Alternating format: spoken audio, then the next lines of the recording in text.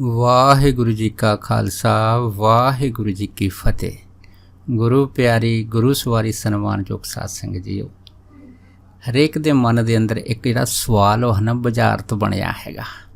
ਉਸ ਬੁਝਾਰਤ ਨੂੰ ਇਸ ਕੁੱਲ ਬ੍ਰਹਿਮੰਡ ਦੇ ਮਾਲਕ ਧੰਨ ਧੰਨ ਸਾਹਿਬ ਸ੍ਰੀ ਗੁਰੂ ਨਾਨਕ ਦੇਵ ਜੀ ਨੇ ਕਿਵੇਂ ਸਾਡੇ ਜਿਹੜੇ ਹੈ ਨਾ ਸਵਾਲ ਸ਼ੰਕੇ ਹੈ ਇਹਨਾਂ ਨੂੰ ਸਾਡੇ ਤੱਕ ਖੋਲ੍ਹਿਆ ਹੈਗਾ। ਐਸਾ ਰਹੱਸ, ਐਸੇ ਸਵਾਲਾਂ ਦੇ ਜਵਾਬ ਦੁਨੀਆ ਦੇ ਕੋਈ ਵੀ ਜਿਹੜੇ ਰਹਿਬਰ ਹਨ ਕਿਸੇ ਦੇ ਪਾਸ ਨਹੀਂ ਹੈ। ਇਹ ਕੇਵਲ ਤੇ ਕੇਵਲ ਧੰਨ ਗੁਰੂ ਨਾਨਕ ਸਾਹਿਬ ਮਹਾਰਾਜ ਜੋ ਆਪ ਨਿਰੰਕਾਰ ਸਰਗਣ ਰੂਪ ਹੋ ਕੇ ਇਸ ਸੰਸਾਰ ਦੇ ਵਿੱਚ ਆਏ ਆ, ਉਹਨਾਂ ਨੇ ਆਪਣੇ ਜੀਵਾਂ ਦੀ ਭਲਾਈ ਵਾਸਤੇ, ਇਸ ਕਲਯੁਗ ਜੀਵਨ ਨੂੰ ਤਾਰਨ ਵਾਸਤੇ, ਇਸ ਕਲਯੁਗੀ ਜੀਵਨ ਨੂੰ ਪੂਰਨ ਗਿਆਨ ਦੀ ਸੋਝੀ ਕਰਾਉਣ ਵਾਸਤੇ ਇਸ ਬ੍ਰਹਿਮੰਡ ਦੇ ਅੰਦਰ ਹਨ ਬੜੇ ਬਹੁਤ ਡੂੰਘੇ ਰਹੱਸ ਜਿਹੜੇ ਹਨ ਖੋਲ੍ਹ ਦਿੱਤੇ ਆ। ਭਾਵ ਕੀ ਆ, ਕੋਈ ਐਸਾ ਸਵਾਲ ਨਹੀਂ ਰਹਿ ਗਿਆ ਜਿਹਦਾ ਜਵਾਬ ਧੰਨ ਗੁਰੂ ਨਾਨਕ ਸਾਹਿਬ ਜਿਹੜੇ ਹਨ ਧੰਨ ਧੰਨ ਸਾਹਿਬ ਸ੍ਰੀ ਗੁਰੂ ਗ੍ਰੰਥ ਸਾਹਿਬ ਦੀ ਬਾਣੀ ਦੇ ਵਿੱਚ ਦੇ ਕੇ ਨਹੀਂ ਗਏ। ਇਸੇ ਕਰਕੇ ਤਾਂ ਜੋ ਸਿੱਖ ਨੂੰ ਕਿਸੇ ਤਰ੍ਹਾਂ ਦੀ ਭਟਕਣਾ ਨਾ ਹੋਵੇ, ਤਾਂ ਸਿੱਖ ਪੂਰਨ ਤੌਰ 'ਤੇ ਗੁਰਬਾਣੀ ਨੂੰ ਆਪਣਾ ਇਸ਼ਟ ਮੰਨਦਾ ਹੋਇਆ ਆਪਣਾ ਲੋਕ ਵੀ ਅਤੇ ਆਪਣਾ ਪ੍ਰਲੋਕ ਦੋਨੇ ਸੁਖੀ ਬਣਾ ਸਕਦਾ ਹੈਗਾ। ਦੇਖੋ, ਵਾਹਿਗੁਰੂ ਜੀ ਦੀ ਜਿਹੜੀ ਨਾ ਰਚਨਾ ਹੈਗੀ ਆ, ਜਾਂ ਉਹ ਅਕਾਲ ਸ਼ਕਤੀ ਹੈ ਜਿਸ ਨੇ ਇਸ ਬ੍ਰਹਿਮੰਡ ਨੂੰ ਕਿਵੇਂ ਅਨੋਖੇ ਢੰਗ ਤਰੀਕੇ ਦੇ ਨਾਲ ਸਾਜਿਆ ਹੈਗਾ। ਇਹ ਜੋ ਅਨੋਖਾ ਢੰਗ ਤਰੀਕਾ ਪਰਮੇਸ਼ਰ ਨੇ ਬਣਾਇਆ ਹੈਗਾ, ਇਹ ਕਮਾਲ ਦਾ ਹੈਗਾ। ਇਹ ਅੱਜ ਵੀ ਹਮੇਸ਼ਾ ਵੀ ਜਾਂ ਇਉਂ ਕਹਿ ਲਓ ਕਿ ਸਦਾ ਵਾਸਤੇ ਬੁੱਧੀ ਦੀ ਪਕੜ ਦੇ ਵਿੱਚ ਨਹੀਂ ਆ ਸਕਦਾ। ਕਿਉਂ? ਜਾ ਕਰਤਾ ਸ੍ਰਿਸ਼ਟੀ ਕੋ ਸਾਜੇ ਆਪੇ ਜਾਣੇ ਸੋਈ। ਜਿਨਨੇ ਇਹ ਸ੍ਰਿਸ਼ਟੀ ਬਣਾਈ ਹੈ, ਗੁਰੂ ਨਾਨਕ ਸਾਹਿਬ ਕਹਿੰਦੇ ਕਿ ਆਪ ਹੀ ਇਸ ਰਹੱਸ ਨੂੰ ਜਾਣਦੇ ਆ। ਪਰ ਫਿਰ ਵੀ ਬਾਬੇ ਨਾਨਕ ਨੇ ਸਾਡੇ ਵਾਸਤੇ ਸਾਨੂੰ ਉਹ ਇਸ਼ਾਰੇ ਬਖਸ਼ੇ ਆ ਤਾਂ ਜੋ ਸਾਡੀ ਜਿਹੜੀ ਨਾ ਤੁਛ ਬੁੱਧੀ ਹੈਗੀ ਆ, ਤੁਛ ਬੁੱਧੀ ਇਹਨਾਂ ਇਸ਼ਾਰਿਆਂ ਨੂੰ ਸਮਝ ਕੇ ਪਰਮੇਸ਼ਰ ਦੇ ਭੈ ਅਤੇ ਸਤਿਕਾਰ ਅਤੇ ਅਦਬ ਦੇ ਵਿੱਚ ਸਦਾ ਹੀ ਉਹਦੇ ਨਾਲ ਜੁੜੀ ਰਹੇ।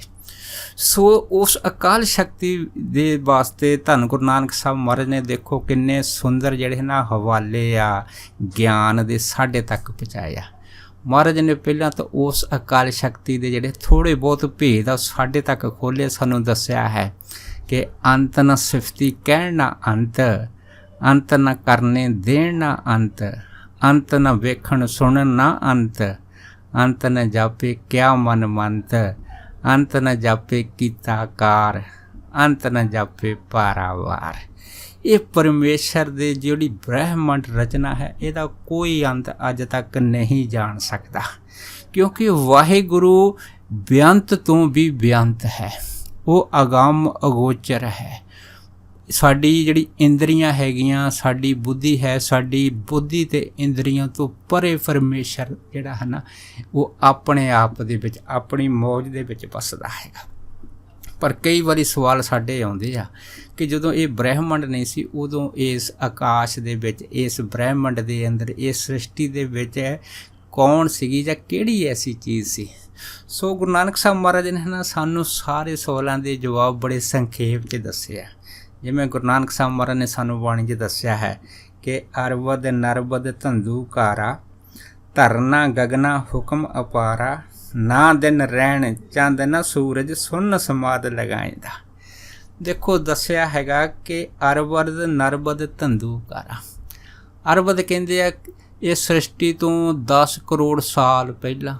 ਭਾਵ ਕੀ ਹੈ ਕਿ ਜਿਹਦੇ ਵਾਸਤੇ ਨਾ ਤਾਂ ਅਰਬਦ ਲਫ਼ਜ਼ ਵਰਤਿਆ ਜਾ ਸਕਦਾ ਹੈਗਾ ਅਤੇ ਨਾ ਲਫ਼ਜ਼ ਵਰਤਿਆ ਜਾ ਸਕਦਾ ਹੈਗਾ ਨਰਬਦ। ਭਾਵ ਕੀ ਆ? ਧੰਦੂਕਾਰਾ, ਜਿਹਦੀ ਕੋਈ ਖਬਰ ਨਹੀਂ ਹੈ ਕਿ ਸ੍ਰਿਸ਼ਟੀ ਤੋਂ ਪਹਿਲਾਂ, ਸਾਜਣ ਤੋਂ ਪਹਿਲਾਂ ਇੱਥੇ ਕੀ ਸੀ। ਇਸੇ ਕਰਕੇ ਗੁਰੂ ਨਾਨਕ ਸਾਹਿਬ ਮਹਾਰਾਜ ਨੇ ਕਿਹਾ ਕਿ ਜਾ ਕਰਤਾ ਸ੍ਰਿਸ਼ਟੀ ਕੋ ਸਾਜੇ ਆਪੇ ਜਾਣੀ ਸੋਈ। ਪਰ ਇੰਨਾ ਜ਼ਰੂਰ ਦੱਸਿਆ ਮਹਾਰਾਜ ਨੇ ਕਿ ਨਾ ਤਾਂ ਧਰਤੀ ਸੀਗੀ, ਨਾ ਆਕਾਸ਼ ਸੀਗਾ, ਅਤੇ ਨਾ ਪਰਮੇਸ਼ਰ ਦਾ ਇੱਥੇ ਹੁਕਮ ਸੀਗਾ। ਨਾ ਦਿਨ ਸੀ, ਨਾ ਰਾਤ ਸੀ, ਨਾ ਚੰਦ ਸੀ, ਨਾ ਸੂਰਜ ਸੀ। ਕੇਵਲ ਅਤੇ ਕੇਵਲ ਉਹ ਅਕਾਲ ਸ਼ਕਤੀ ਆਪਣੀ ਸੁੰਨ ਸਮਾਧੀ ਦੇ ਅੰਦਰ ਹੈ ਨਾ ਆਪਣੀ ਮੌਜ ਦੇ ਵਿੱਚ ਆਪ ਬੈਠੀ ਸੀ। ਪਰ ਜਦੋਂ ਵਾਹਿਗੁਰੂ ਜੀ ਦੇ ਅੰਦਰ ਇਹ ਫੁਰਨਾ ਪੈਦਾ ਹੋਇਆ ਕਿ ਮੈਂ ਇੱਕ ਤੋਂ ਅਨੇਕ ਹੋ ਜਾਵਾਂ, ਦੇਖੋ ਜਦੋਂ ਉਹ ਸ਼ਕਤੀ ਇੱਕ ਤੋਂ ਅਨੇਕ ਹੋਈ ਆ, ਉਹਨੇ ਇੱਕੋ ਹੀ ਸ਼ਬਦ ਜਿਹੜਾ ਹੈ ਨਾ ਇਸ ਬ੍ਰਹਿਮੰਡ ਦੇ ਵਿੱਚ ਬੋਲਿਆ ਹੈਗਾ। ਉਹ ਜੋ ਬ੍ਰਹਿਮੰਡ ਵਿੱਚ ਸ਼ਬਦ ਬੋਲਿਆ ਹੈ ਓਅੰਕਾਰ, ਸੋ ਓਅੰਕਾਰ ਤੋਂ ਸਾਰਾ ਹੀ ਪਸਾਰਾ ਪਸਰ ਗਿਆ ਹੈਗਾ। ਅਤੇ ਇਹ ਪਸਾਰੇ ਪਸਰ ਨੂੰ ਕੋਈ ਸਾਲ, ਮਹੀਨੇ ਜਾਂ ਸਦੀਆਂ ਜਾਂ ਯੁੱਗ ਨਹੀਂ ਲੱਗੇ। ਬਸ ਅੱਖ ਫੁਰਕ ਦੇ ਵਿੱਚ ਹੀ ਵਾਹਿਗੁਰੂ ਇੱਕ ਤੋਂ ਅਨੇਕ ਹੋ ਗਏ ਆ। ਸੋ ਜਦੋਂ ਵਾਹਿਗੁਰੂ ਇੱਕ ਤੋਂ ਅਨੇਕ ਹੋ ਗਿਆ, ਪਰ ਸਾਨੂੰ ਬਾਬੇ ਨਾਨਕ ਨੇ ਫਿਰ ਵੀ ਕਮਾਲ ਦੇ ਭੇਦ ਦੱਸੇ ਆ। ਬਾਬਾ ਜੀ ਨੇ ਸਾਨੂੰ ਇਹ ਦੱਸਿਆ ਹੈਗਾ ਕਿ ਸਾਚੇ ਤੇ ਪਵਨਾ ਭਇਆ, ਪਵਨੇ ਤੇ ਜਲ ਹੋਏ, ਜਲ ਤੇ ਤ੍ਰਿਭਵਨ ਸਾਜਿਆ, ਘਟ ਘਟ ਜੋਤ ਸਮੋਏ। ਦੇਖੋ ਕਮਾਲ ਦੀ ਘਾਟੀ ਆ ਕਿ ਇੱਕ ਸੱਚ ਤੋਂ ਵਾਹਿਗੁਰੂ ਜੀ ਨੇ 5 ਤੱਤ ਬਣਾਏ ਆ। ਸੋ ਜਿਹੜੇ 5 ਤੱਤ ਬਣਾਏ ਹਨ, ਇਹ 5 ਤੱਤ ਕੀ ਹੈ? ਪਹਿਲਾ ਤਾਂ ਹੈ ਹਵਾ, ਬਾਜੂ ਜਿਹਨੂੰ ਅਸੀਂ ਕਹਿੰਦੇ ਹਾਂ, ਦੂਸਰਾ ਜਲ, ਤੀਸਰਾ ਹੈ ਮਿੱਟੀ, ਚੌਥਾ ਹੈ ਅਗਨੀ ਅਤੇ ਪੰਜਵਾਂ ਹੈ ਆਕਾਸ਼। ਬਾਕੀ ਜਿੰਨੇ ਵੀ ਜਿਹੜੇ ਪੱਛਮ ਦੇ ਵਿਦਵਾਨ ਆ ਉਹ ਅੱਜ ਵੀ 4 ਤੱਤਾਂ ਨੂੰ ਹੀ ਮੰਨਦੇ ਆ, ਪਰ ਪੂਰਬ ਦੀ ਖੋਜ, ਰਿਸ਼ੀਆਂ ਮੁਨੀਆਂ ਦੀ ਖੋਜ, ਗੁਰੂ ਸਾਹਿਬਾਨਾਂ ਦੀ ਖੋਜ ਸਾਨੂੰ ਦੱਸਦੀ ਆ ਕਿ ਪਰਮੇਸ਼ਰ ਨੇ ਇਸ ਬ੍ਰਹਿਮੰਡ ਰਚਨਾ ਦੇ ਵਿੱਚ ਪਹਿਲਾਂ 5 ਤੱਤਾਂ ਦੀ ਰਚਨਾ ਕੀਤੀ ਆ। ਸੋ ਇਹ ਜਿਹੜੇ ਤੱਤ ਆ ਨਾ ਵਾਹਿਗੁਰੂ ਜੀ ਨੇ ਬਣਾਏ ਆ। ਜੇ ਵਾਹਿਗੁਰੂ ਜੀ ਨੇ ਵਾਯੂ ਜਾਂ ਹਵਾ ਤੱਤ ਬਣਾਇਆ ਹੈ ਨਾ, ਅਤੇ ਫਿਰ ਵਾਯੂ ਹਵਾ ਤੱਤ ਫਿਰ ਇੱਕ ਨਹੀਂ ਹੈ, ਕਰੋੜਾਂ ਇਹਦੇ ਵਿੱਚ ਕਿਸਮਾਂ ਹੈਗੀਆਂ। ਕਰੋੜਾਂ ਤਰ੍ਹਾਂ ਦੀ ਪਰਮੇਸ਼ਰ ਨੇ ਵਾਯੂ ਬਣਾਈ ਆ, ਕਰੋੜਾਂ ਤਰ੍ਹਾਂ ਦਾ ਹੀ ਜਲ ਪੈਦਾ ਕੀਤਾ ਹੈ, ਕਰੋੜਾਂ ਤਰ੍ਹਾਂ ਦੇ ਹੀ ਵਾਹਿਗੁਰੂ ਨੇ ਮਿੱਟੀਆਂ ਪੈਦਾ ਕੀਤੀਆਂ ਕਿਸਮਾਂ ਦੀਆਂ, ਅਤੇ ਕਰੋੜਾਂ ਤਰ੍ਹਾਂ ਦੀਆਂ ਅਗਨੀਆਂ ਪੈਦਾ ਕੀਤੀਆਂ। ਅਤੇ ਇਹ ਜਿਹੜਾ ਆਕਾਸ਼ ਹੈਗਾ, ਇਹ ਜਿਹੜਾ ਸਭ ਤੋਂ ਵੱਡਾ ਤੱਤ ਹੈ, ਜਿਹਦੇ ਵਿੱਚ ਇਹ 4 ਤੱਤ ਸਮਾਏ ਹੋਏ ਆ। ਸੋ ਕਹਿਣ ਤੋਂ ਭਾਵ ਇਹ ਹੈ ਕਿ ਵਾਹਿਗੁਰੂ ਨੇ ਜਿਹੜੇ ਸੂਖਮ ਤੱਤ ਬਣਾਏ ਆ, ਉਹ ਆਪ ਸ਼ਕਤੀ ਕਿੰਨੀ ਸੂਖਮ ਹੈਗੀ ਆ, ਪਰ ਵਾਹਿਗੁਰੂ ਜੀ ਨੇ ਤੱਤ ਤਾਂ ਬਣਾਇਆ, ਪਰ ਪਰਮੇਸ਼ਰ ਇਹਨਾਂ ਸਾਰਿਆਂ ਤੱਤਾਂ ਤੋਂ ਰਹਿਤ ਹੈ। ਉਹ ਆਪਣੇ ਆਪ ਦੇ ਵਿੱਚ ਹੈ। ਉਹਨੇ ਤੱਤ ਬਣਾਇਆ, ਪਰ ਆਪ ਉਹ ਤੱਤਾਂ ਦੀ ਸ਼ਕਤੀ ਨਹੀਂ ਬਣੀ, ਤੱਤਾਂ ਤੋਂ ਰਹਿਤ ਹੈ। ਪਰ ਜਿਹਨੂੰ ਸਾਨੂੰ ਮਹਾਂਪੁਰਖਾਂ ਨੇ ਇਹ ਦੱਸਿਆ ਹੈ ਕਿ ਵਾਹਿਗੁਰੂ ਜਿਹੜੀ ਸ਼ਕਤੀ ਹੈ ਉਹ ਆਪਣੇ ਆਪ ਦੇ ਵਿੱਚ ਹੈ, ਜਿਹਨੂੰ ਅਸੀਂ ਕਹਿੰਦੇ ਕਿ ਸਹਿਬੰਗ ਦਾ ਮਤਲਬ ਹੁੰਦਾ ਆਪਣੇ ਆਪ ਤੋਂ ਪ੍ਰਕਾਸ਼, ਕਿਸੇ ਤੱਤ ਤੋਂ ਨਹੀਂ, ਕਿਸੇ ਵਸਤੂ ਤੋਂ ਨਹੀਂ ਹੈ। ਸੋ ਇਹ ਜਿਹੜੇ ਤੱਤ ਪਰਮੇਸ਼ਰ ਨੇ 5 ਬਣਾਏ ਆ, ਇਹਨਾਂ 5 ਤੱਤਾਂ ਦੇ ਵਿੱਚ ਨਾ 5 ਗੁਣ ਜਿਹੜੇ ਹਨ ਇਹ ਇਹਨਾਂ ਦੇ ਨਾਲ ਜੁੜੇ ਆ। ਇਹ ਜਿਹੜੇ 5 ਗੁਣ ਜੁੜੇ ਆ, ਇਹਨਾਂ ਨੂੰ ਅਸੀਂ ਆਪਣੇ ਸਿੱਧੇ ਤੌਰ 'ਤੇ ਉੱਤੇ ਜਾਣੀ ਗਿਆਨ ਇੰਦਰੀਆ ਆਖਦੇ ਹਾਂ। ਸੋ ਹੁਣ ਇਹ ਜਿਹੜੀ ਗਿਆਨ ਹੈ 5 ਤੱਤਾਂ ਦੇ ਵਿੱਚ ਕੀ ਹੈ, ਇਹ ਵੀ ਇੱਕ ਕਮਾਲ ਦੀ ਖੇਡ ਪਰਮੇਸ਼ਰ ਨੇ ਬਣਾਈ ਹੈ। ਜਿਵੇਂ ਦੇਖੋ ਵਾਯੂ ਤੱਤ ਹੈ, ਹੁਣ ਵਾਯੂ ਤੱਤ ਦੇ ਵਿੱਚ ਜਿਹੜੀ ਚੀਜ਼ ਪਰਮੇਸ਼ਰ ਨੇ ਬਣਾਈ ਹੈ ਉਹਦਾ ਗੁਣ ਕੀ ਬਣਾਇਆ, ਉਹ ਹੈ ਸਪਰਸ਼। ਸੋ ਕਮਾਲ ਹੈ ਕਿ ਇੱਕ ਮਨੁੱਖਾ ਦੇਹੀ ਦੇ ਅੰਦਰ ਜੋ ਪੂਰੇ ਬ੍ਰਹਿਮੰਡ ਦੀ ਰਚਨਾ ਹੈ ਨਾ, ਉਹ ਬਿਲਕੁਲ ਛੋਟੇ ਪੈਮਾਨੇ ਦੇ ਵਿੱਚ ਫਿੱਟ ਕਰ ਦਿੱਤੀ ਆ ਪਰਮੇਸ਼ਰ ਨੇ, ਜਿਹਨੂੰ ਬਾਣੀ ਨੇ ਕਿਹਾ ਜੋ ਬ੍ਰਹਿਮੰਡੇ ਸੋਈ ਪਿੰਡੇ, ਜੋ ਖੋਜੇ ਸੋ ਪਾਵੇ। ਭਾਵ ਕੀ ਆ ਕਿ ਮਨੁੱਖ ਨੂੰ ਇਸ ਬ੍ਰਹਿਮੰਡ ਦੀ ਖੋਜ ਕਰਨ ਵਾਸਤੇ ਬਾਹਰ ਭਟਕਣ ਦੀ ਲੋੜ ਨਹੀਂ। ਅਗਰ ਇਹੋ ਹੀ ਮਨੁੱਖ ਆਪਣੇ ਆਪ ਦੀ ਖੋਜ ਕਰੇਗਾ ਅਤੇ ਜੋ ਵੀ ਕੁਛ ਲੱਭੇਗਾ ਉਹਨੂੰ ਆਪਣੇ ਆਪ ਦੇ ਅੰਦਰੋਂ ਹੀ ਪ੍ਰਾਪਤ ਹੋਵੇਗਾ। ਸੋ ਜਿਹੜੀ ਚੀਜ਼ ਆਪਣੇ ਆਪ ਦੇ ਅੰਦਰੋਂ ਪ੍ਰਾਪਤ ਹੋਏਗੀ ਉਹ ਚੀਜ਼ ਬਾਹਰ ਨਹੀਂ। ਅਸਲ ਦੇ ਵਿੱਚ ਕੀ ਹੈ, ਜਗਿਆਸੂ ਨੂੰ ਇਸ ਪਰਮਾਰਥ ਦੇ ਚੱਲਣ ਵਾਲੇ ਪਾਂਧੀ ਨੂੰ ਇਸ ਚੀਜ਼ ਦਾ ਗਿਆਨ ਹੋ ਜਾਂਦਾ। ਉਹ ਬੜਾ ਅਚਰਜ ਹੈ। ਉਹ ਕੀ ਹੈ ਕਿ ਜਿਹੜਾ ਵਿਸ਼ਾਲ ਬ੍ਰਹਿਮੰਡ ਦਿਸਦਾ ਇਸ ਬ੍ਰਹਿਮੰਡ ਵਿੱਚ ਸੂਰਜ, ਚੰਦਰਮਾ, ਸਿਤਾਰੇ, ਸਮੁੰਦਰ, ਜੀਵ ਜੰਤੂ ਜੋ ਵੀ ਦੇਖਦਾ ਹੈਗਾ, ਉਹ ਦਰਅਸਲ ਇਸ ਸਰੀਰ ਦੀ ਬੋਡੀ ਦਾ ਬਾਹਰ ਪਰਛਾਵਾਂ ਹੈ। ਆਹ ਕਮਾਲ ਹੈ ਕਿ ਆਪਣੇ ਜੋ ਅੰਦਰ ਇਹਦੇ ਚੀਜ਼ ਹਕੀਕਤ ਹੈ ਉਹਦਾ ਪਰਛਾਵਾਂ ਜਿਹੜਾ ਬਾਹਰ ਹੈ ਉਹ ਇਹਨੂੰ ਸੱਤ ਪਾਸਦਾ ਹੈਗਾ। ਪਰ ਜੋ ਅੰਦਰ ਦਾ ਪਰਛਾਵਾਂ ਜਿਹਦੇ ਵਾਸਤੇ ਇਹ ਆਪਣੇ ਆਪ ਦੀ ਖੋਜ ਨਹੀਂ ਕਰਦਾ, ਜਿਹਨੂੰ ਇਸ ਚੀਜ਼ ਦੇ ਵਿੱਚ ਇਹ ਸੁੱਤਾ ਹੈ, ਇਹਦੀਆਂ ਸ਼ਕਤੀਆਂ ਸੁੱਤੀਆਂ, ਪਰ ਜਦ ਸਿਮਰਨ ਸਾਧਨਾ ਦੀ ਬਰਕਤ ਦੇ ਨਾਲ ਜਦ ਇਹ ਸੁੱਤੀਆਂ ਸ਼ਕਤੀਆਂ ਜਾਗਦੀਆਂ ਹਨ ਸ਼ਬਦ ਦੇ ਨਾਲ ਜੁੜ ਕੇ, ਫਿਰ ਇਸ ਮਨੁੱਖ ਨੂੰ ਸੋਝੀ ਆਉਂਦੀ ਹੈ। ਸੋ ਉਹਨੂੰ ਪਤਾ ਲੱਗਦਾ ਕਿ ਜਿਹੜਾ ਵਾਯੂ ਤੱਤ ਹੈ ਇਹਦਾ ਜਿਹੜਾ ਗੁਣ ਹੈ ਉਹ ਹੈ ਸਪਰਸ਼। ਅਤੇ ਅਗਲੇ ਕੀ ਹੈ, ਜਿਹੜਾ ਜਲ ਤੱਤ ਹੈ ਇਹਦਾ ਗੁਣ ਹੈਗਾ ਰਸ। तीसरा की है जिहड़ा मिट्टी तत्व है इहदा गुण है गंध, ते जिहड़ा अग्नि तत्व है इहदा जिहड़ा गुण है वो है रूप, ते जिहड़ा आकाश तत्व है इहदा गुण है शब्द। सो कहण तो भाव ये हैगा कि ये जिहड़े गुण हैगे आ स्पर्श, रस, गंध, रूप ते शब्द, इन्हां नूं असीं है ना ज्ञान इंद्रे कहंदे आ। हरेक चीज़ एक दूसरे नाल जुड़ी होया। सो आओ आपां है ना थोड़ा जिहा अगर अपने शरीर दे विच अपने अनुभव द्वारा ये चीज़ नूं थोड़ा जिहा जानन दी कोशिश करिए तो सानूं पता लगदा ये शरीर दे जिहड़े कर्म इंद्रे है ना, ये कर्म इंद्रियां दे उत्ते इन्हां चीज़ां नूं असीं लभ सकदे आ, इन्हां दे भेद नूं जाण सकदे आ। वो किवें? जिवें स्पर्श है गुण, ये स्पर्श गुण वायु तत्त दा गुण वा, लेकिन साडा जिहड़ा कर्म इंद्रा चमड़ी हैगी आ, ये चमड़ी जिहड़ी है ना इस स्पर्श नूं दसदी है कि जदों वायु चलदी है तो ये जो स्पर्श चमड़ी है ना इनू दसदे आ कि ये हवा चल रही है, जद कि हवा का कोई अपना रूप रंग नहीं हैगा, पर स्पर्श जिहड़ा गुण है ना चमड़ी का ये इनू दस रहा हैगा।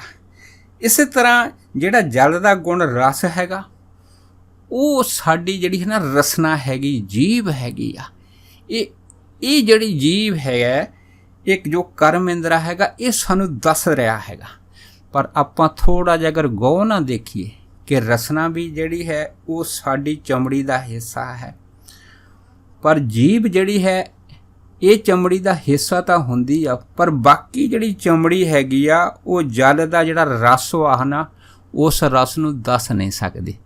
पर साडी जीवा दे विच परमेश्वर ने ऐसी शक्ति भरी आ इहदे अंदर कि ये किसी भी रस नूं जिहड़ा है ना सहज के तौर पर दस दिंदी है। जिवें गुरमुख प्यारिਆਂ नूं पता है कि 6 रस जिहड़े है ना प्रधान मन्ने गए आ, खट्टा, मिठा, कौड़ा, कसैला, इस तरह करके जिहड़े 6 रस प्रधान मन्ने जाए आ वो साडी जिहड़ी बाकी चमड़ी आ इहनूं दस नहीं सकदी, केवल ते केवल जस्ट साडी जिहड़ी जीवा है ना इस चीज़ नूं दसदी हैगी आ।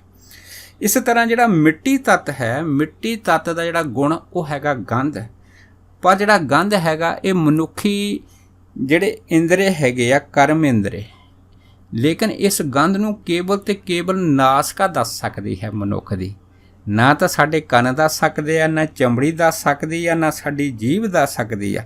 लेकिन जिहड़ी गंध वा ने इहनूं नासका दसदी आ कि ये गंध किहो जी है, चंगी गंध है जां माड़ी गंध है। ये इस नासका दे विच परमेश्वर ने गुण भरिया हैगा। सो अगे जिहड़ी अग्नि तत्व आ, अग्नि तत्व दा जो गुण रूप हैगा ਉਹਨੂੰ ਸਾਡੇ ਜਿਹੜੇ ਇੰਦਰੇ ਹੈਗੇ ਇਹਦਾ ਦੇ ਵਿੱਚ ਜਿਹੜਾ ਸਾਡਾ ਹੈ ਨਾ ਨੇਤਰ ਇੰਦਰਾ ਹੈਗਾ, ਅੱਖਾਂ, ਇਹ ਸਾਡੀਆਂ ਜਿਹੜੀਆਂ ਅੱਖਾਂ ਹੈਗੀਆਂ ਹਨ ਇਹ ਇਸ ਰੂਪ ਨੂੰ ਸਹਿਜ ਦੇ ਵਿੱਚ ਦੱਸ ਦਿੰਦੀਆਂ ਹੈਗੀਆਂ। ਇਹ ਰੂਪ ਜਿਹੜਾ ਅਗਨੀ ਤੱਤ ਦਾ ਗੁਣ ਹੁੰਦਾ ਹੈਗਾ। ਹੁਣ ਕਿਵੇਂ ਹੈ ਦੇਖੋ, ਅੱਖਾਂ ਦੇ ਵਿੱਚ ਪਰਮੇਸ਼ਰ ਨੇ ਸ਼ਕਤੀ ਭਰੀ ਆ, ਪਰ ਜਦੋਂ ਰਾਤ ਨੂੰ ਹਨੇਰਾ ਹੁੰਦਾ ਹੈਗਾ ਅੱਖਾਂ ਦੇ ਵਿੱਚ ਸਭ ਕੁਝ ਹੁੰਦਿਆਂ ਹੋਇਆਂ ਵੀ ਹਨੇਰੇ ਦੇ ਅੰਦਰ ਅੱਖਾਂ ਕੋਈ ਵੀ ਚੀਜ਼ ਦੇਖ ਨਹੀਂ ਸਕਦੀਆਂ, ਪਰ ਥੋੜੀ ਜਿਹੀ ਜਦ ਰੋਸ਼ਨੀ ਹੁੰਦੀ ਹੈ ਨਾ ਤੇ ਉਸ ਟਾਈਮ ਅੱਖਾਂ ਜਿਹੜੀਆਂ ਹਨ ਉਸ ਰਸਤੇ ਨੂੰ ਬੜੀਆਂ ਆਸਾਨੀ ਨਾਲ ਦੇਖ ਲੈਂਦੀਆਂ। ਭਾਵ ਕੀ ਹੈ ਕਿ ਅਗਨੀ ਦਾ ਜਿਹੜਾ ਗੁਣ ਹੈ ਜਿਸ ਨੂੰ ਅਸੀਂ ਰੂਪ ਕਹਿੰਦੇ ਹਾਂ, ਇਹ ਰੂਪ ਸਾਡੇ ਕਰਮ ਇੰਦਰੇ ਅੱਖਾਂ ਦੇ ਨਾਲ ਜੁੜਿਆ ਹੋਇਆ ਹੈਗਾ। ਇਸ ਤਰ੍ਹਾਂ ਅਸੀਂ ਦੇਖਦੇ ਹਾਂ ਕਿ ਜਿਹੜਾ ਆਕਾਸ਼ ਤੱਤ ਹੈਗਾ, ਆਕਾਸ਼ ਤੱਤ ਸਭ ਤੋਂ ਵਿਆਪਕ ਤੱਤ ਹੈ, ਵੱਡਾ ਤੱਤ ਹੈ ਕਿ ਇਹਦੇ ਅੰਦਰ 4 ਤੱਤ ਸਮਾਏ ਹੋਏ ਆ। ਆਕਾਸ਼ ਜੋ ਸਪੇਸ ਹੈ, ਜੋ ਜਗ੍ਹਾ ਹੈ, ਇਹ ਜਿਹੜੀ ਜਗ੍ਹਾ ਹੈ ਜੋ ਸਪੇਸ ਜਿਹੜੀ ਸਾਨੂੰ ਚੀਜ਼ ਖਾਲੀਪਨ ਨਜ਼ਰ ਆਉਂਦੀ ਹੈ, ਅਸਲ ਦੇ ਵਿੱਚ ਇਹ ਖਾਲੀਪਨ ਇਸ ਨੂੰ ਅਸੀਂ ਆਕਾਸ਼ ਤੱਤ ਆਖਦੇ ਹਾਂ। ਅਤੇ ਜਿਸ ਆਕਾਸ਼ ਤੱਤ ਦੇ ਅੰਦਰ ਪੂਰਾ ਬ੍ਰਹਿਮੰਡ ਵਾਹਿਗੁਰੂ ਜੀ ਨੇ ਸਾਜਿਆ ਹੋਇਆ ਹੈ। ਸੋ ਆਕਾਸ਼ ਤੱਤ ਦਾ ਗੁਣ ਹੈ ਸ਼ਬਦ, ਆਵਾਜ਼। ਹੁਣ ਜਿਵੇਂ ਆਕਾਸ਼ ਤੱਤ ਸਰਬ ਵਿਆਪਕ ਹੈ, ਇਸੇ ਤਰ੍ਹਾਂ ਸ਼ਬਦ ਵੀ ਜਿਹੜਾ ਹੈ ਨਾ ਉਹ ਸਰਬ ਵਿਆਪਕ ਹੈਗਾ। ਭਾਵ ਕੀ ਹੈ ਕਿ ਇੱਕ ਸ਼ਬਦ ਬੋਲਿਆ ਇਸ ਆਕਾਸ਼ ਤਰੰਗਾਂ ਦੇ ਨਾਲ ਇੱਕ ਤੋਂ ਦੂਸਰੀ ਜਗ੍ਹਾ ਲੱਖਾਂ ਕਰੋੜਾਂ ਮੀਲ ਆਪਣੀ ਸਪੀਡ ਦੇ ਨਾਲ ਇਸ ਤਰ੍ਹਾਂ ਪਹੁੰਚ ਜਾਂਦਾ ਹੈਗਾ ਕਿ ਜਿਹਨੂੰ ਦੇਖ ਕੇ ਮਨੁੱਖ ਦੀ ਜਿਹੜੀ ਅਕਲ ਹੈ ਨਾ ਉਹ ਹੈਰਾਨ ਰਹਿ ਜਾਂਦੀ ਹੈ ਕਿ ਆਕਾਸ਼ ਤੱਤ ਇੰਨਾ ਵਿਸ਼ਾਲ ਹੈ। ਜਿਵੇਂ ਸਾਡੇ ਪਾਸ ਟੈਲੀਫੋਨ ਹੈ, ਅਗਰ ਅਸੀਂ ਧਰਤੀ ਤੋਂ ਇੱਕ ਸਿਰੇ ਤੋਂ ਦੂਸਰੇ ਸਿਰੇ ਦੇ ਕਿਸੇ ਨੂੰ ਫੋਨ ਕਰਨਾ ਹੋਵੇ, ਲੇਕਿਨ ਜਿਉਂ ਹੀ ਅਸੀਂ ਬੋਲਦੇ ਹਾਂ ਉਹੀ ਆਵਾਜ਼ ਸਾਡੀ ਜਿਹੜੀ ਹੈ ਨਾ ਉਹਦੇ ਇੰਨੀ ਸਪੀਡ 'ਤੇ ਉਹਦੇ ਕੋਲ ਪਹੁੰਚਦੀ ਆ ਕਿ ਸਾਨੂੰ ਪਤਾ ਨਹੀਂ ਲੱਗਦਾ ਕਿ ਉਹ ਆਦਮੀ ਸਾਡੇ ਤੋਂ ਕਿੰਨਾ ਦੂਰ ਹੈ। ਭਾਵ ਕੀ ਹੈ ਕਿ ਦੁਨੀਆ ਜਿਹੜੀ ਹੈ ਨਾ ਇੰਨੀ ਛੋਟੀ ਹੋ ਗਈ ਆ, ਪਰ ਆਕਾਸ਼ ਤੱਤ ਬਹੁਤ ਵਿਸ਼ਾਲ ਹੈ, ਪਰ ਇਹਦੇ ਵਿੱਚ ਜਿਹੜਾ ਸ਼ਬਦ ਹੈ, ਆਵਾਜ਼ ਹੈ ਮਨੁੱਖ ਦੀ, ਉਹ ਵੀ ਆਕਾਸ਼ ਤੱਤ ਵਾਂਗੂ ਸਰਬ ਵਿਆਪਕ ਹੁੰਦੀ ਹੈ। ਸੋ ਜੋ ਸਰੀਰ ਦੇ ਕਰਮ ਇੰਦਰੀ ਹੈ, ਇਸ ਆਵਾਜ਼ ਨੂੰ ਸਰੀਰ ਦਾ ਕਰਮ ਇੰਦਰਾ, ਨਾ ਤਾਂ ਸਾਡੀਆਂ ਅੱਖਾਂ ਸੁਣ ਸਕਦੀਆਂ, ਨਾ ਨਾਸਕਾ ਜਿਹੜੀ ਸੁਣਦੀ ਹੈਗੀ ਆ, ਨਾ ਜੀਵਾ ਹੈ, ਨਾ ਚਮੜੀ ਹੈ, ਪਰ ਇਹਦੇ ਵਾਸਤੇ ਜੋ ਵਾਹਿਗੁਰੂ ਜੀ ਨੇ ਗੁਣ ਭੰਨਿਆ ਉਹ ਹੈ ਸਾਡੇ ਸਰਵਣ ਕੰਨ। ਹੁਣ ਕੰਨਾਂ ਦੇ ਅੰਦਰ ਪਰਮੇਸ਼ਰ ਨੇ ਸੁਰਤ ਪਾਈ ਆ। ਜਦੋਂ ਵਾਹਿਗੁਰੂ ਨੇ ਕੰਨਾਂ ਦੇ ਵਿੱਚ ਸੁਰਤ ਪਾਈ ਆ, ਇਹ ਸੁਰਤ ਦੇ ਨਾਲ ਹੈ ਨਾ ਸਾਨੂੰ ਸ਼ਬਦ ਪਕੜ ਦੇ ਵਿੱਚ ਆਉਂਦਾ ਹੈਗਾ।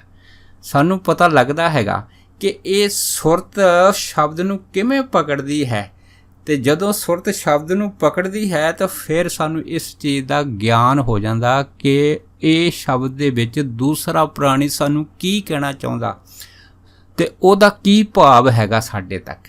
ਇਹ ਕਮਾਲ ਹੈ ਵਾਹਿਗੁਰੂ ਜੀ ਨੇ ਭਰਿਆ ਇਹਦੇ ਅੰਦਰ। ਇਸ ਤਰ੍ਹਾਂ ਅਸੀਂ ਇਹ ਤੱਤ ਦੀ ਜਿਹੜੀ ਹੈ ਨਾ ਜੋ ਚੱਕਰ ਹੈਗੇ, ਇਹਦੀ ਯਾਤਰਾ ਜਿਉਂ-ਜਿਉਂ ਅਸੀਂ ਅੱਗੇ ਦੇਖਦੇ ਹਾਂ ਅਤੇ ਸਾਨੂੰ ਪਤਾ ਲੱਗਦਾ ਹੈ ਕਿ ਇਹਦੇ ਵਿੱਚ ਵਾਹਿਗੁਰੂ ਜੀ ਨੇ 5 ਦੂਤ ਸਾਡੇ ਨਾਲ ਵੀ ਜੋੜ ਦਿੱਤੇ ਸਰੀਰ ਦੇ ਵਿੱਚ। ਉਹ ਕੀ ਹੈ? ਕਾਮ, ਕ੍ਰੋਧ, ਲੋਭ, ਮੋਹ, ਹੰਕਾਰ। ਹੁਣ ਜਿਹੜੇ 5 ਦੂਤ ਪਰਮੇਸ਼ਰ ਨੇ ਇਸ ਚਮੜੀ ਦੇ ਵਿੱਚ ਇਹ ਸ਼ਕਤੀਆਂ ਜਿਹੜੀਆਂ ਰੱਖੀਆਂ ਹੈਗੀਆਂ। ਹੁਣ ਜਿਵੇਂ ਕਾਮ ਹੈ, ਹੁਣ ਕਾਮ ਸ਼ਕਤੀ ਜਿਹੜੀ ਹੈ ਨਾ ਪੂਰੇ ਸਾਡੇ ਸਰੀਰ ਦੇ ਵਿੱਚ ਪ੍ਰਬਲ ਹੈ। ਭਾਵ ਕੀ ਹੈ? ਇਹ ਚਮੜੀ ਦਾ ਇੱਕ ਗੁਣ ਬਣ ਗਿਆ ਹੈਗਾ ਕਾਮ ਸ਼ਕਤੀ। ਜਿਵੇਂ ਬਾਣੀ ਕਹਿੰਦੀ ਰੂਪੇ ਕਾਮੇ ਦੋਸਤੀ। ਹੁਣ ਚਮੜੀ ਦਾ ਜਿਹੜਾ ਸੁੰਦਰ ਰੂਪ ਹੋਵੇ ਅਤੇ ਕਾਮ ਵਾਸ਼ਨਾ ਦੀ ਦੋਸਤੀ ਜਿਹੜੀ ਆ ਓਨੀ ਗਹਿਰੀ ਹੁੰਦੀ ਹੈ। ਇਸ ਤਰ੍ਹਾਂ ਸਾਡੇ ਅੰਦਰ ਜੋ ਲੋਭ ਦੀ ਸ਼ਕਤੀ ਰੱਖੀ ਹੈ, ਸੋ ਲੋਭ ਦਾ ਜਿਹੜਾ ਸੰਬੰਧ ਹੈ ਨਾ ਸਾਡੀ ਇਹ ਰਸਨਾ ਜੀਵ ਦੇ ਨਾਲ ਹੈਗਾ। ਸੋ ਕਹਿਣ ਤੋਂ ਭਾਵ ਇਹ ਹੈਗਾ ਕਿ ਲੋਭ ਦੀ ਸ਼ਕਤੀ ਦੀ ਕਸ਼ਿਸ਼ ਜਿਹੜੀ ਹੈ ਨਾ ਉਹ ਸਾਡੀ ਜੀਵ ਜਿਹੜੀ ਹੈ ਉਹ ਮਾਣਦੀ ਹੈਗੀ ਆ।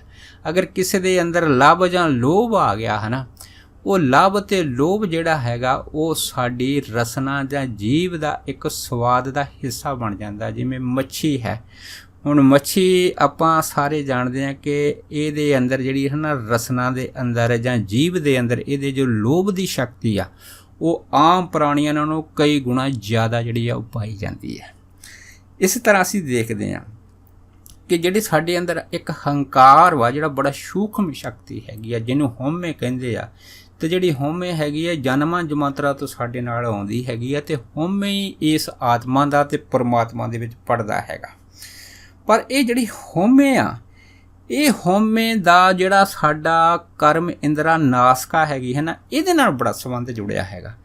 ਦੇਖੋ ਕਿਸੇ ਦੇ ਅੰਦਰ ਥੋੜ੍ਹਾ ਹੰਕਾਰ ਆ ਗਿਆ, ਅਸੀਂ ਸਿੱਧੇ ਤੌਰ 'ਤੇ ਉਹਨੂੰ ਕਹਿੰਦੇ ਹਾਂ ਕਿ ਫਲਾਣੇ ਜਿਹੜਾ ਆਦਮੀ ਆ ਉਹਦਾ ਅੱਜ ਕੱਲ੍ਹ ਨੱਕ ਬੜਾ ਉੱਚਾ ਹੈਗਾ। ਇਹਦਾ ਮਤਲਬ ਕੀ ਹੈ ਕਿ ਨਾਸਕਾ ਦੇ ਨਾਲ ਸੰਬੰਧ ਹੈ। ਸੋ ਭਾਈ ਸਾਹਿਬ ਭਾਈ ਗੁਰਦਾਸ ਜੀ ਨੇ ਵੀ ਇਹ ਗੱਲ ਜਿਹੜੀ ਹੈ ਨਾ ਬੜੀ ਸੁੰਦਰ ਲਿਖੀ ਹੈਗੀ ਆ ਕਿ ਜਿਹੜਾ ਨੱਕ ਹੈਗਾ, ਨੱਕ ਨਾ ਕੋਈ ਪੂਜਦਾ। ਕਹਿੰਦੇ ਨੱਕ ਨੂੰ ਕੋਈ ਨਹੀਂ ਪੂਜਦਾ। ਕਿਉਂ ਨਹੀਂ ਪੂਜਦਾ? ਕਿ ਨੱਕ ਦੇ ਅੰਦਰ ਜਿਹੜੀ ਹੈ ਨਾ ਮਰੋੜੀ ਹੈਗੀ ਆ, ਇਹ ਹੰਕਾਰ ਦਾ ਚਿੰਨ੍ਹ ਪ੍ਰਗਟ ਕਰਦੀ ਹੈਗੀ ਆ। ਬਸ ਇਸ ਕਰਕੇ ਹਨ ਨੱਕ ਦਾ ਸੰਬੰਧ ਜਿਹੜਾ ਹੈ ਨਾ ਹੰਕਾਰ ਦੇ ਨਾਲ ਜੁੜਿਆ ਹੈਗਾ। ਇਸੇ ਤਰ੍ਹਾਂ ਅਸੀਂ ਦੇਖਦੇ ਹਾਂ ਕਿ ਸਾਡੇ ਅੰਦਰ ਜਿਹੜਾ ਕ੍ਰੋਧ ਦੀ ਸ਼ਕਤੀ ਆ, ਕ੍ਰੋਧ ਦੀ ਸ਼ਕਤੀ ਦਾ ਸੰਬੰਧ ਜਿਹੜਾ ਹੈ ਨਾ ਸਾਡੇ ਨੇਤਰਾਂ ਅੱਖਾਂ ਦੇ ਨਾਲ ਜੁੜਿਆ ਹੈਗਾ। ਕਿਉਂਕਿ ਜਦੋਂ ਵੀ ਇਨਸਾਨ ਦੀ ਸ਼ਕਤੀ ਕ੍ਰੋਧ ਪ੍ਰਬਲ ਹੁੰਦੀ ਆ, ਉਹਦੀਆਂ ਅੱਖਾਂ ਦੇ ਵਿੱਚ ਲਾਲੀ ਆ ਜਾਂਦੀ ਆ। ਸੋ ਇਸੇ ਤਰ੍ਹਾਂ ਅਸੀਂ ਇਹ ਸ਼ਕਤੀ ਜਿਹੜੀ ਇੱਕ ਮੋਹ ਦੀ ਹੈਗੀ ਆ, ਇਹ ਮੋਹ ਦੀ ਸ਼ਕਤੀ ਹੈ ਨਾ ਇਹ ਸਾਡੇ ਕੰਨ ਰਸ ਨਾਲ ਜੁੜੀ ਹੈਗੀ ਆ।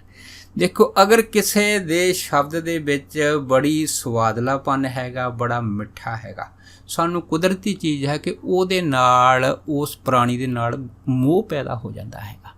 ਪਰ ਅਗਰ ਉਸ ਸ਼ਬਦ ਦੇ ਵਿੱਚ ਕੜੱਤਣ ਹੈਗੀ ਆ ਤਾਂ ਫਿਰ ਸਾਡਾ ਉਹਦੇ ਪ੍ਰਤੀ ਨਫ਼ਰਤ ਪੈਦਾ ਹੋ ਜਾਂਦੀ ਆ।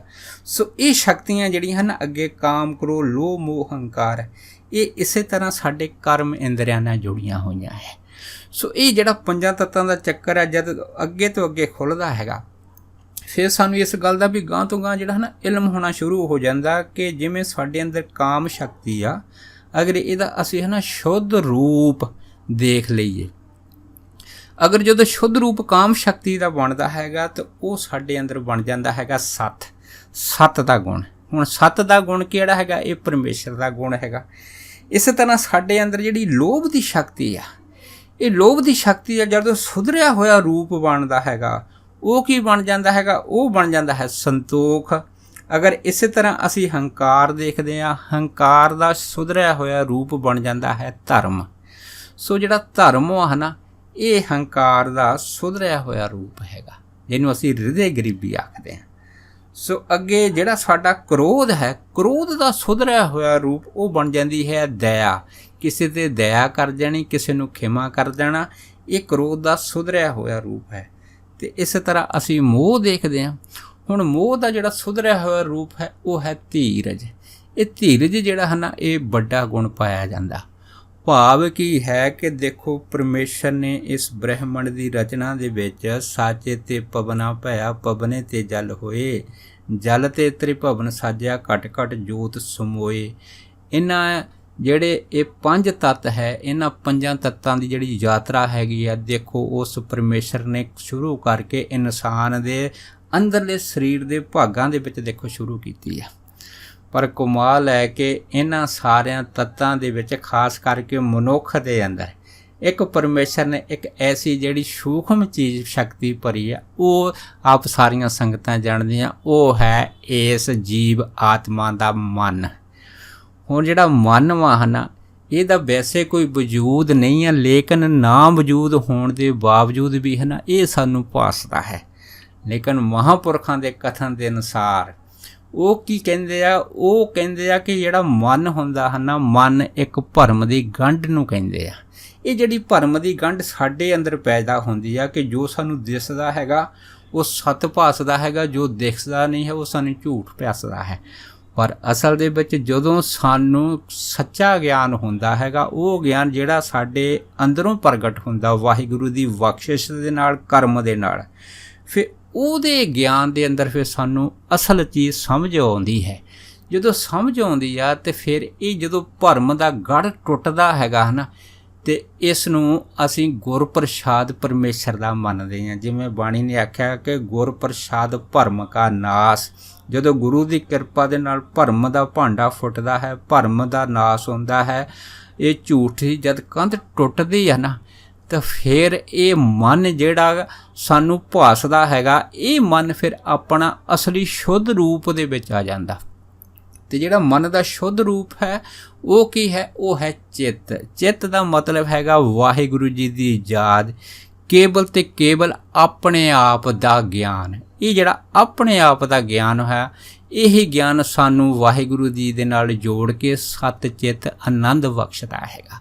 ਸੋ ਕਹਿਣ ਤੋਂ ਭਾਵ ਇਹ ਹੈ ਕਿ ਵਾਹਿਗੁਰੂ ਜੀ ਨੇ ਜਿਹੜੀ ਵਿਸ਼ਾਲ ਰਚਨਾ ਰਚੀ ਆ, ਇਸ ਰਚਨਾ ਦੇ ਵਿੱਚ ਜਿਹੜੇ ਪੰਜ ਤੱਤ ਪਰਮੇਸ਼ਰ ਨੇ ਬਣਾਏ ਆ, ਅਤੇ ਉਹਨਾਂ ਦੀ ਖੇਡ ਜਿਹੜੀ ਹੈ ਉਸ ਪਰਮੇਸ਼ਰ ਨੇ ਬਣਾਈ ਆ। ਅਤੇ ਇਹ ਖੇਡ ਅੱਗੇ ਤੋਂ ਅੱਗੇ ਜਿਹੜੀ ਹੈ ਨਾ, ਫਿਰ ਖੁੱਲ੍ਹਦੀ ਜਾਂਦੀ ਹੈ। ਫਿਰ ਜਿਵੇਂ ਅਸੀਂ ਯੋਗ ਮਤ ਦੇ ਵਿੱਚ ਦੇਖਦੇ ਹਾਂ ਕਿ ਮਨ ਦੇ ਨਾਲ ਫਿਰ ਜਦੋਂ ਅਸੀਂ ਜਿਉਂ ਸਾਨੂੰ ਮਨ ਦੇ ਜਿਹੜੇ ਭੇਦਾਂ ਦਾ ਪਤਾ ਲੱਗਦਾ ਹੈ, ਤਾਂ ਫਿਰ ਜਦੋਂ ਅਸੀਂ ਇਹਨਾਂ ਭੇਦਾਂ ਨੂੰ ਗੁਰਬਾਣੀ ਦੀਆਂ ਜੁਗਤੀਆਂ ਨਾਲ ਅਸੀਂ ਖੋਲ੍ਹਦੇ ਹਾਂ, ਅਤੇ ਫਿਰ ਸਾਡੇ ਅੰਦਰ ਹੈ ਨਾ ਹੋਰ ਵੀ ਪੰਜ ਚੀਜ਼ਾਂ ਦੇ ਰਾਜ ਖੁੱਲ੍ਹਣੇ ਸ਼ੁਰੂ ਹੋ ਜਾਂਦੇ ਆ। ਇਹਨਾਂ ਰਾਜਾਂ ਦੇ ਵਿੱਚ ਜਿਵੇਂ ਅਸੀਂ ਦੇਖਦੇ ਹਾਂ ਕਿ ਚਾਚਰੀ, ਭੂਚਰੀ, ਖੇਚਰੀ ਅਤੇ ਉਨਮਨੀ ਅਤੇ ਅਗੋਚਰੀ, ਇਹ ਪੰਜ ਚੀਜ਼ਾਂ ਫਿਰ ਸਾਡੇ ਅੰਦਰੋਂ ਜਿਹੜੀਆਂ ਹੈਗੀਆਂ ਖੁੱਲ੍ਹਣ ਲੱਗ ਪੈਂਦੀਆਂ ਹੈਗੀਆਂ। ਇਸੇ ਤਰ੍ਹਾਂ ਫਿਰ ਸਾਡੇ ਅੰਦਰ ਜਿਹੜੇ ਹਨ ਪੰਜ ਤਰ੍ਹਾਂ ਦੇ ਨਾਦ ਖੁੱਲ੍ਹ ਜਾਂਦੇ ਆ। ਇਹ ਜਦ ਪੰਜ ਸ਼ਬਦ ਖੁੱਲ੍ਹਦੇ ਆ, ਪੰਜ ਨਾਦ ਖੁੱਲ੍ਹਦੇ ਹੈਗੇ ਆ, ਅਤੇ ਵਾਜੇ ਪੰਜ ਸ਼ਬਦ ਤਿਤ ਘਰ ਸੁਭਾਗੇ, ਘਰ ਸੁਭਾਗੇ ਸ਼ਬਦ ਵਾਜੇ, ਕਲਾ ਜਿਤ ਘਰ ਧਾਰੀਆ।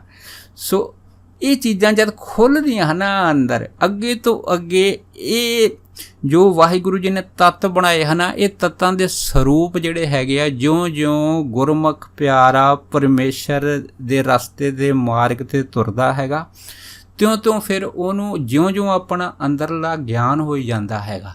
ਇਸ ਗਿਆਨ ਦੇ ਨਾਲ ਫਿਰ ਉਹਨੂੰ ਨਾਲੋਂ ਨਾਲ ਬਾਹਰਲਾ ਗਿਆਨ ਵੀ ਜਿਹੜਾ ਨਾ ਸੁੱਤੇ ਸਿੱਧ ਪ੍ਰਾਪਤ ਹੁੰਦਾ ਹੈ।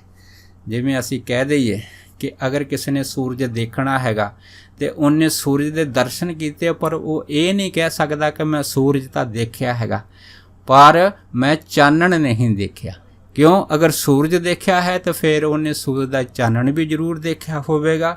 इस तरह जिहड़े नाम अभ्यासी आ जिन्हां ने शब्द की कमाई दे नाल अपने अंदर की खोज की आ, ते जिथे उन्हें अपने अंदर की खोज दे विच गुरबाणी दे विच दस्से रहस्य जिहड़े है वो लभे हैगे आ, ते जद लभे हैगे आ ते ओहदे नाल उन्हें इस ब्रह्मंड दे विच जिहड़े बाहरले रहस्य है ना ये नालों नाल जिहड़े हैगे आ इहदे अंदरों ही लभ लए है। सो कहण तो भाव ये है, कमाल है कि गुरबाणी ने सानू दस्सिया हैगा इस जीव नूं इस पूरे ब्रह्मंड की सोझी वास्ते इस दी नर नरैण देही दे अंदर परमेश्वर ने सारे ही भेत जिहड़े न पूरे ब्रह्मंड दे जिहड़े है ना इहदे विच रखे हैगे आ। इसे करके सानू गुरबाणी ने आख्या कि जो ब्रह्मंडे सोई पिंडे जो खोजे सो पावे। जिहड़ा खोजदा हैगा लभदा हैगा उन्होंने ये सारे गूढ़े भेद जिहड़े है ना वो समझ आउण लग पैंदे है इस ब्रह्मंड की रचना दे विच। सो इसे करके सानू अकाल पुरख जिहड़े एक तो अनेक हो के ये सारी खेड खेडदे आ वो शक्ति दे नाल फिर अथाह प्रेम अथाह प्यार हो जाता हैगा। जद उहदे नाल अथाह प्रेम अथाह प्यार हो जाता है तो साडे फिर जिहड़ी मुख तो बाबे नानक दी ये बाणी अपने आप ही प्रगट हो जाती आ कि वारिया ना जावां एक बार जो तुद भावे साईं भलीकार तू सदा सलामत निरंकार। सो इन्ने बचन करदा होया 10 खेमां दा जाचक है जी। होइयां भुल्लां चुकां दी खेमा बख्शणी। सो फतेह बुलाओ जी। वाहिगुरू जी का खालसा वाहिगुरू जी की फतेह।